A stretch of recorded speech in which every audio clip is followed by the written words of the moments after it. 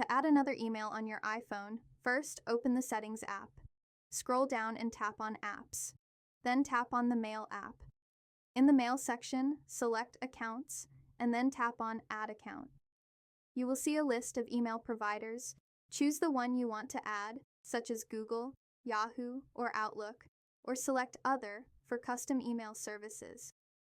After selecting the provider, enter your email address and password when prompted, then tap Next or Sign In.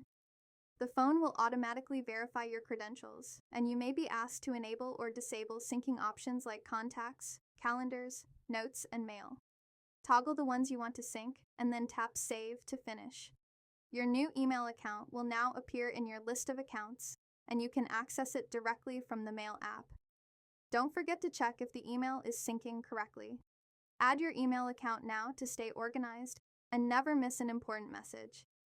If you found this guide useful, don't forget to hit that like button and subscribe for more tips.